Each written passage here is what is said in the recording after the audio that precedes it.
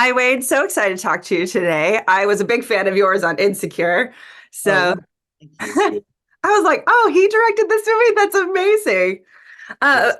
I want to talk to you about adapting kind of an older film for a modern audience because I do love in the script that it kind of calls out some of the things, especially when it has to do with getting rid of the babysitter. So, what were some of the challenges that you found from updating a movie from 20 plus years ago to 2024? Yeah. Well, a lot of that credit does have to go to our screenwriter, Chuck Hayward. I mean, he wrote a phenomenal script. He is a diehard fan of the original. And so he very much wanted to keep some of those, lines that everybody knows and loves. But I think also the funny thing is he was also like, we have to be different. We have to make ourselves different.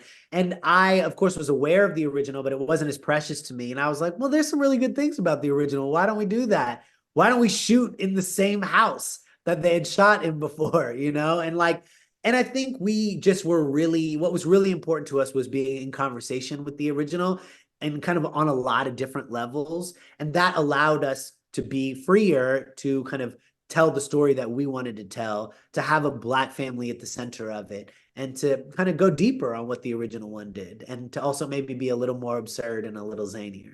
Absolutely. And thank you for confirming that. When I saw the house, I'm like, wait, is this the original house? So I feel like that brought some good juju, right, into the filming.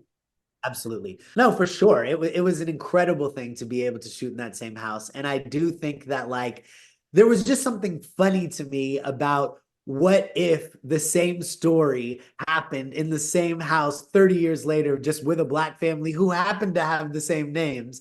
There was something that really tickled me about that idea. And I think that kind of tickle is what kind of brought me through, and that sort of energy that we wanted to have in the movie the whole time, which is like, we're just going to have fun in this crazy story.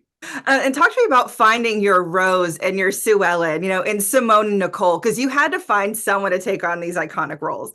Yeah.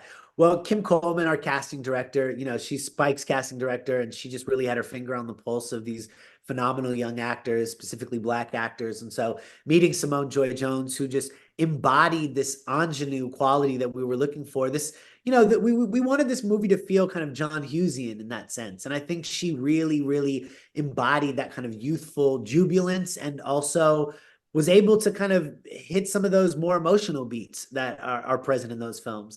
And then Nicole Richie, who I was more familiar with as like a personality and not as much as an actor. But when I spoke to her, she just really got the role. We were talking about like Rosalind Russell and His Girl Friday, and this kind of Howard Hawksian, like very fast talking speech.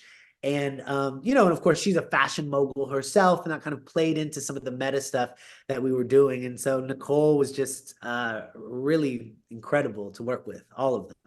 So, since you were not as familiar with the original, I did notice that you kept a lot of the same shots and some of the same like Yeah. scenes for you and bringing this to life. What was the most important thing? Yeah, well, I think I wanted to have some of that same filmic language, so like the Zolly that they had, and like all these kind of like push-ins and close-ups that feel kind of like almost like Scorsese, but like ragged, and it's a jagged movie in a lot of ways. And so I wanted to bring some of that and hopefully kind of go further with it and make the camera feel even more youthful and move it even more, but absolutely use some of the filmic language. I mean, I think the approach was like, this is a remix, not a remake, right? And that's like some of the early days of hip hop, where it's like people used to say that hip hop wasn't real music. They would just like rhyme over songs that had already been done, like Juicy Fruit from Entombed, but then you get Juicy from Biggie, and that's a cornerstone of hip hop now. So I was like,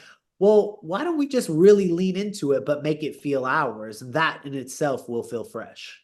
I love that. I love how you just explained that. That's amazing. My last thing for you, for those that are out there, they're like, oh, reboots, remakes, remixes. Why should everyone watch your version of Don't Tell Mom the Babysitter's Dead? Well, I think, look, if you love the original, you're gonna love this movie, because we have so much of the original in it. And I also think this movie's just a fun ride. If you're interested in having a fun ride, I was always like, what would it look like if John Singleton directed Ferris Bueller's Day Off? If that sounds interesting to you, then come see this movie, because that's what we attempted to do. And I think you did it great. That was my takeaway. I laughed the whole time. I love that you kept the heart of it, but made it so fresh and so new for a modern audience.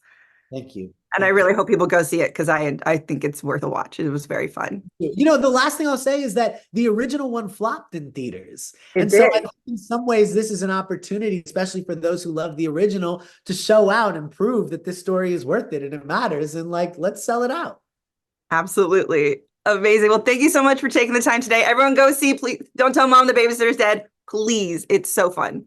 Thank you so much, Sarah.